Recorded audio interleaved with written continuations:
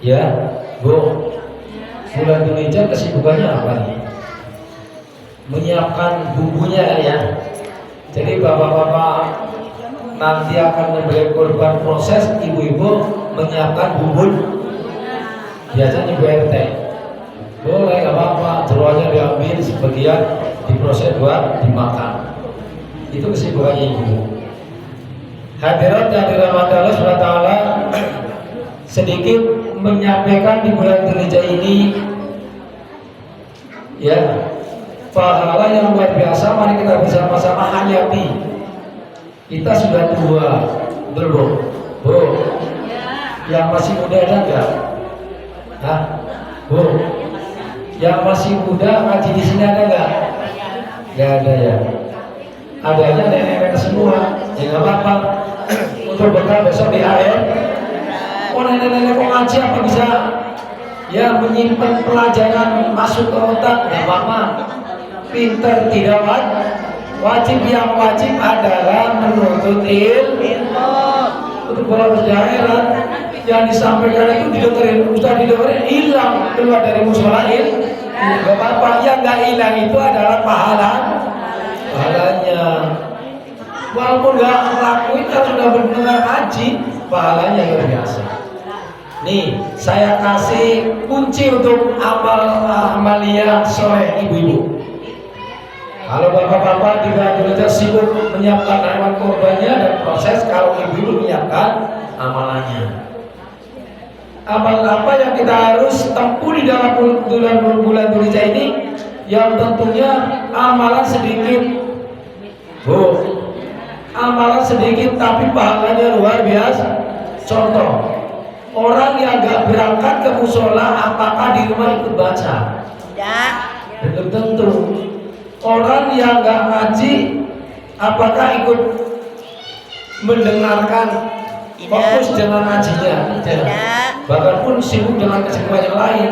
Saya sendiri begitu, saya sendiri nih sibuk, kayak bungkus nasi, sibuk. Tapi kalau di musola ini istimewa luar biasa buat ibu nih. Pantesan ibu-ibu banyak yang masuk surga, amin. Amin. Tapi juga ada yang masuk neraka.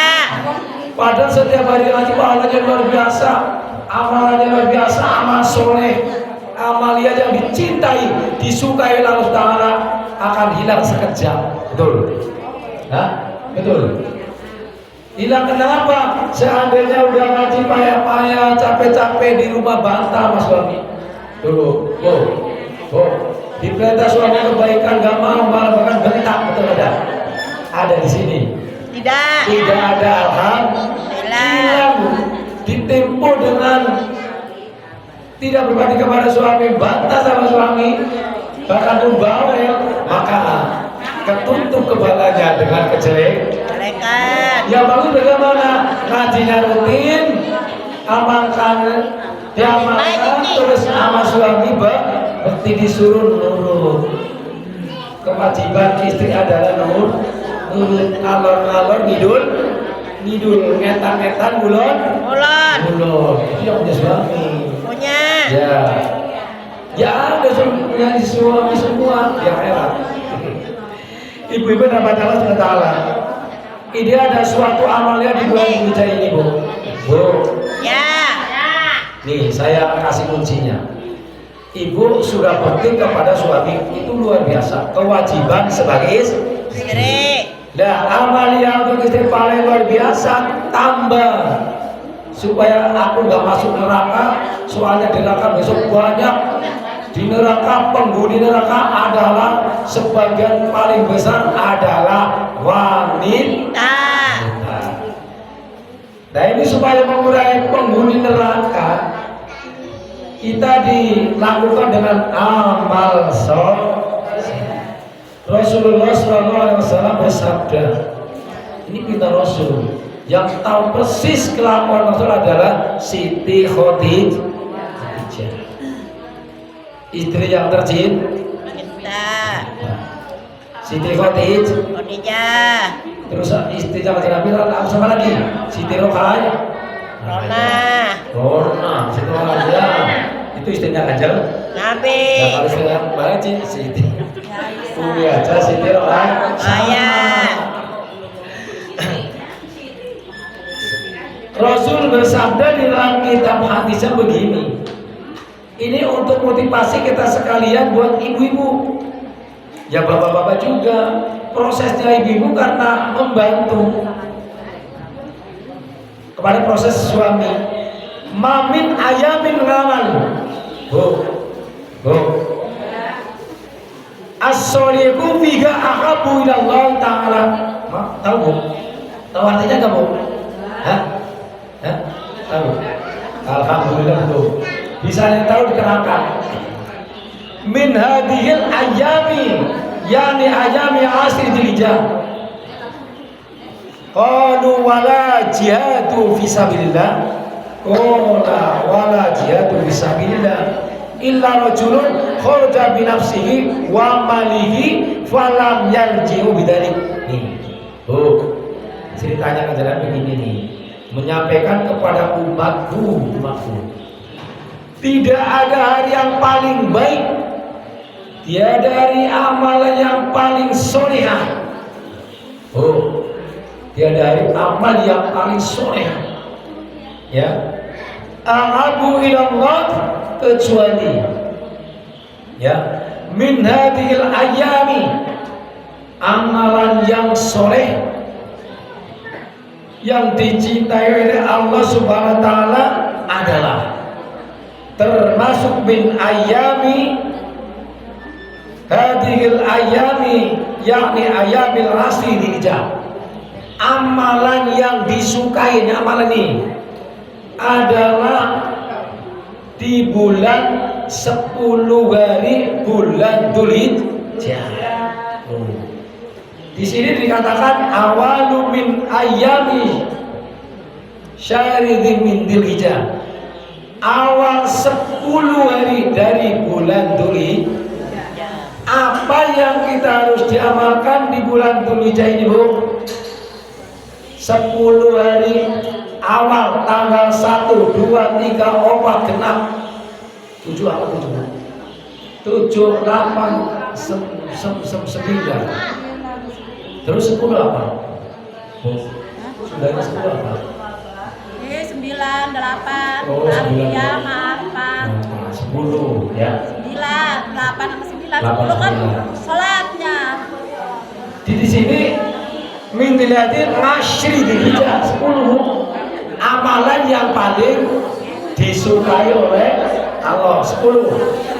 Qalu wala jihad bisa walaupun itu berjihad kepada Allah masih dicintai ini di bulan Dzulhijjah tanggal 1 sampai tanggal 10 ya wala jihadu fi sabilillah illa rajulun kharaja bi nafsihi wa mali kecuali orang yang perang di tepi medan peperangan tidak hanya taruhannya nyawa yang disiapkan bahkan pun wa malihi dan hartanya.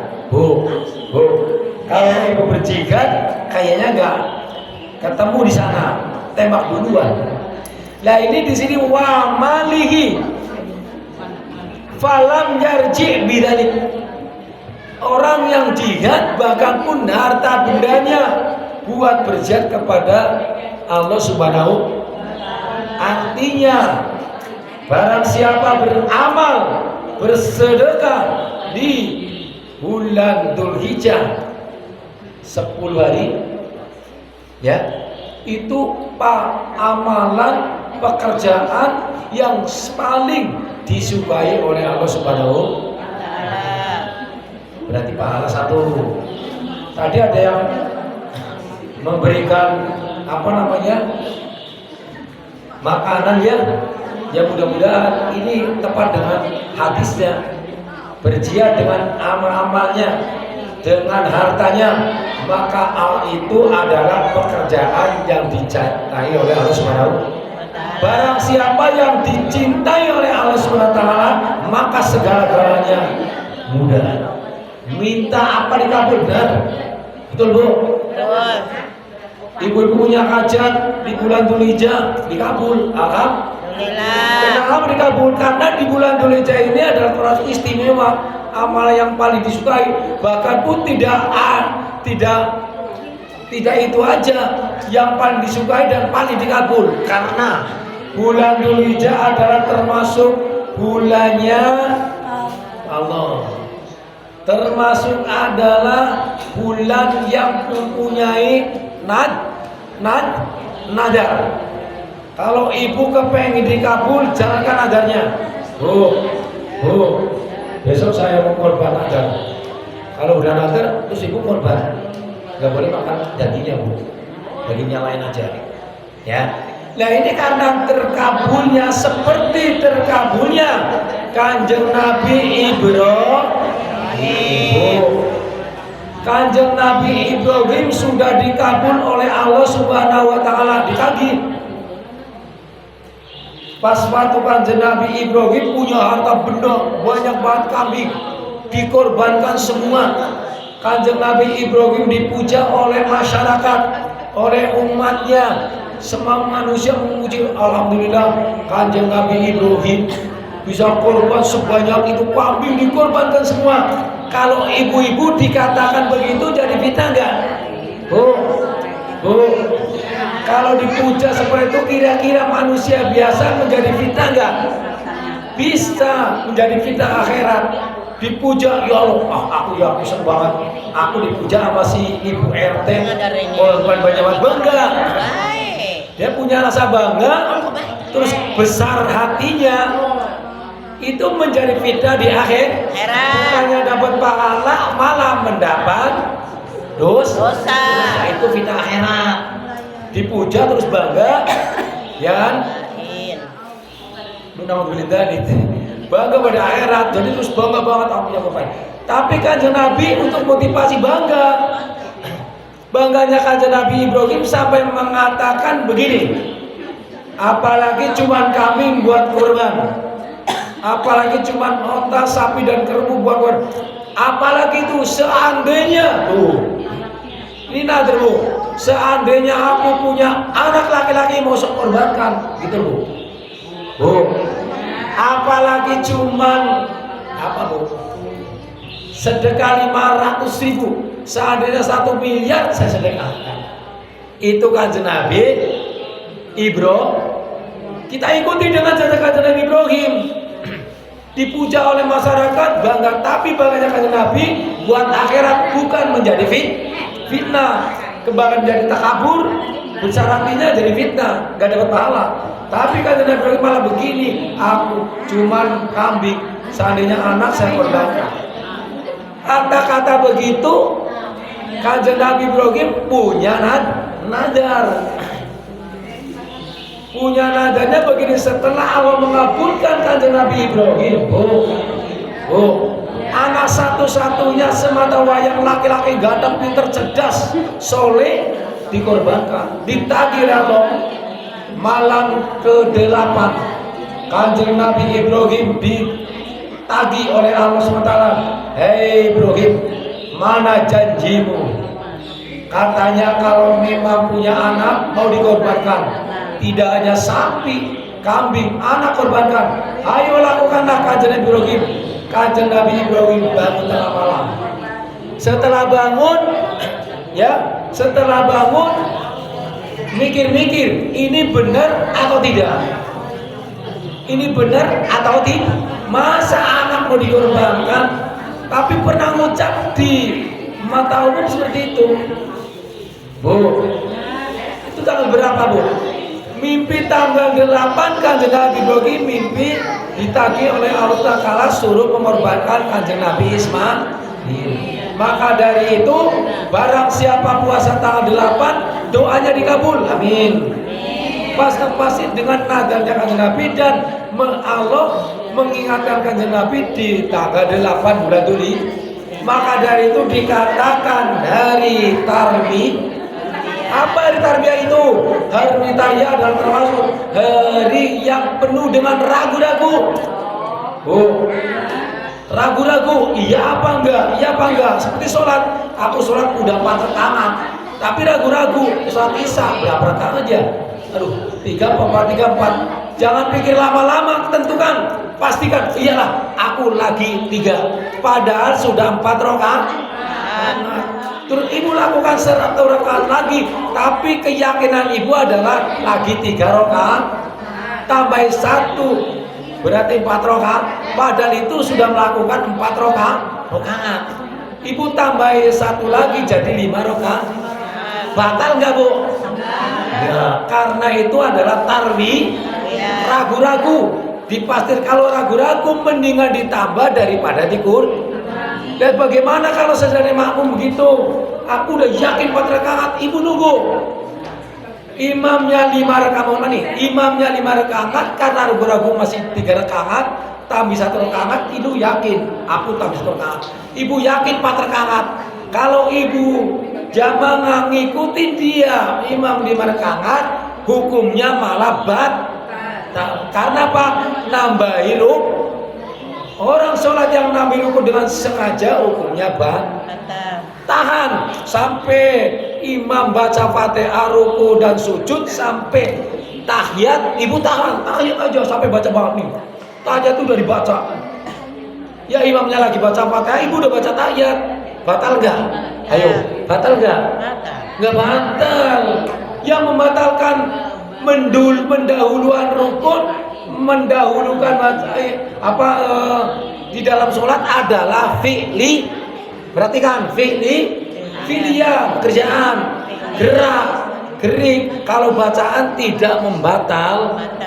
Imam lagi an'amta 'alaihim ghairil maghdubi 'alaihim waladdallin. Amin. Assalamualaikum warahmatullahi wabarakatuh. Selesai. Baca imam baca suratan, makmum atau ibu-ibu baca tahiyat sudah selesai. Allahumma inni as'aluka baca udah selesai baca tahiyat. Nah terus gimana ini caranya nih? Ayo. Malah imam belum ruku, belum sujud, ini udah selesai. Ibu diganti dengan bacaan tapi jangan diucapkan. Baca di dalam hati. Bacaan Al-Qur'an di dalam hati. Bacain terus, baca apa aja, baca Quran tapi di dalam hati. Jangan diucapkan ya, jangan diucapkan. Kalau diucapkan kan batal. Jangan diucapkan. Dalam hati baca pokoknya. Tahiyat dibalik-balik enggak apa-apa. Baca subhanallah, baca Al-Qur'an enggak apa-apa, baca enggak apa-apa. Itu sambil intidor menunggu imam tahiyat selesai. Betul ya bu? Ini fikih nih, jambung fikih. Nah, yang membatalkan menambahkan rukun adalah fi'liyah. Ibu seandainya ibu sudah ruku atau sudah ruku 2 kali, ruku lagi 3 kali. Aku biar pahalanya banyak, sujudnya 4 kali, sujud 4 kali, tapi disengaja, hukumnya batal. Kalau lupa hukumnya tidak batal. Nah ini amalia yang luar biasa. Balik di bulan Dzulhijjah tanggal 8 dikatakan ragu-ragu. Itu sholat seperti itu ragu-ragu. Simpan 1. Nah kanjeng Nabi Ibrahim diingatkan oleh Allah SWT tanggal 8, malam tanggal 9 mimpi lagi. Hei Ibrahim, lakukanlah kewajibanmu, nagarmu. Dulu kalau punya anak mau dipotong. Iya. Kalau mimpi sekali ragu-ragu dibalikin lagi. Kalau ibu mimpi 1 kali ragu-ragu, besok mimpi yang sama lagi, besok mimpi yang sama lagi. Betul bu? Bu, kalau ibu mimpi berturut-turut 2 kali 3 kali dengan bentuk yang sama, kata-kata yang sama, itu pasti bu. Itu pasti. Tahu dari mana pasti? Tahu-taunya ibu mimpi ketemu kanjeng Nabi, benar nggak? Pernah ada yang di sini mimpi ketemu kanjeng Nabi? Hah? Belum ada. Kalau ada yakin itu benar. Benar ya bu? Kalau seandainya mimpi ketemu gober, belum pernah ya. Kalaupun pernah pun tidak mesti. Itu berarti tidak yakin bahwa itu benar, tidak benar. Kalau aku mimpi ketemu suamiku yang sudah meninggal 1 kali, belum benar. Tapi mimpinya berturut-turut 3 kali barona ditemuin Mbak Maritun. 3 kali temuin Mbak, ditemuin terus, itu benar. Benar. Belum pernah. Ya emang nggak benar. Kalau benar minimal 3 kali. Lah kok bisa begitu? Ada suatu riwayat mengatakan ada yang roh bisa pulang ke rumah, ada yang roh tidak boleh pulang ke rumah. Itu dia diriwayatkan dari Siti Aisyah radhiyallahu anha bahwa Rasulullah SAW di bulan puasa, Bu, itu ada yang diizinkan, yang tidak, jangan salah. Kalau memang benar berturut-turut berarti benar. Nah, ini demi. Pas bulan Dzulhijjah tanggal 9 Kanjeng Nabi mimpi lagi. Oh, berarti benar. Berarti aku harus melakukan ini. Sudah mimpi 2 kali berturut-turut dengan bentuk yang sama, kata-kata yang sama, semuanya sama. Itu berarti yakin. Maka dari itu dikatakan hari Ngarofati adalah makrifat, mengetahui, baru itu yakin. Hari keyakinan aku diingatkan oleh Allah Subhanahu suruh menyembelih Kanjeng Nabi Ismail. Barang siapa yang berpuasa di tanggal 9 Arafah, maka orang tersebut akan ditulis baginya pahala yang baik, pahala luar biasa, amal luar biasa, sampai pun 60 sampai yaum masjidina, sampai 1 tahun akan ditulis amal baiknya oleh Allah SWT, ditulis sampai 1 tahun. Yang puasa berapa, Bu? Yang puasa tanggal berapa, Bu? Yang ditulis amal baiknya 1 tahun? Hah? Tanggal 9, hari penentuan atau hari keyakinan itu ditentukan. Setelah itu Kanjeng Nabi Ibrahim melakukan penyembelihan Kanjeng Nabi Ismail pada tanggal 10. Jadi puasanya tanggal 1 sampai tanggal 9 dan tanggal 10-nya itu disarankan, bahkan diharuskan untuk bertakbir kepada Allah Subhanahu wa taala. Sampai Kanjeng Nabi Musa munajat kepada Allah SWT, ya Allah, ya Tuhan kami minta belum pernah dikabulkan. Begitu Allah mengajarkan kepada Kanjeng Nabi Musa, Musa, kalau kau ingin dikabulkan sembah aku seperti ini.